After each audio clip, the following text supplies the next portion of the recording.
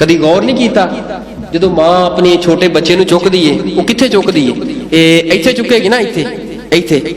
ते बाप भला लाडा अंदर कित्थे चुकदा है बाप चुक के ते कंधियां ते बहा लैंदा है बाप कंधियां ते बहा लैंदा कदी इस चीज ते गौर करिया जे मां इत्थों तक चुकदी है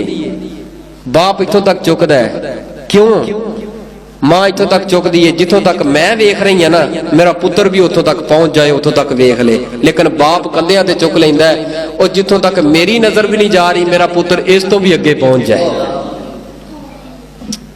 ऐ जे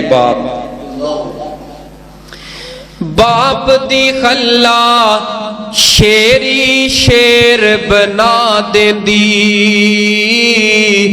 कंड ते थापी मार दलेर बना देंदी। अगर कायनात अंदर तेरा दिल करे ना दोस्ती लगाने अपने अबू नाल दोस्ती लगा और मैं वालिदैन अगे गुजारिश करांगा जो धियां पुत जवान हो जाए ना इन्हां पुत ही ना पोती ना समझा पुत ते है ही ने बेटे ते है ही ने इन्हां यार दोस्त समझिया करो यारी दोस्ती तरह नाल गपशप लाया करो यारी दोस्ती तरह नाल रल मिल के जाया करो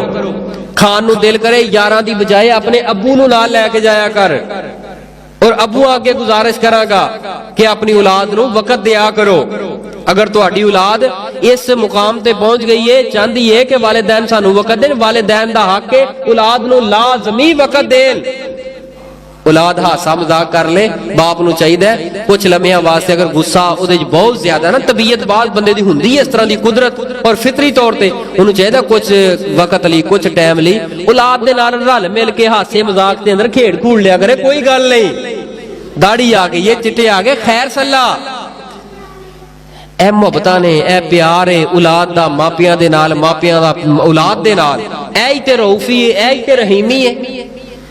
अगर रऊफ नबी ना हुंदे ना साडे रऊफ रहीम नबी ना हुंदे कदी मापे अपनी औलाद नू कदी बोसा ना देंदे कदी रहम ना करदे ये अगर रहम और शफकत है मेरे पैगंबर सल्लल्लाहु अलैहि वसल्लम दी आमद और आप दी नबूवत दी बरकत दी वजह दे नाल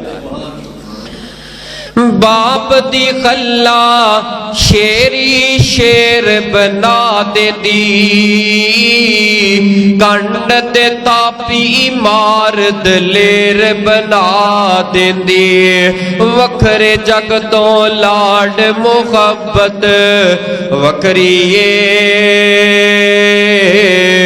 दुनिया फिर ले बाप दी शफकत वखरी दुनिया फिर ले बाप दी शफकत वखरी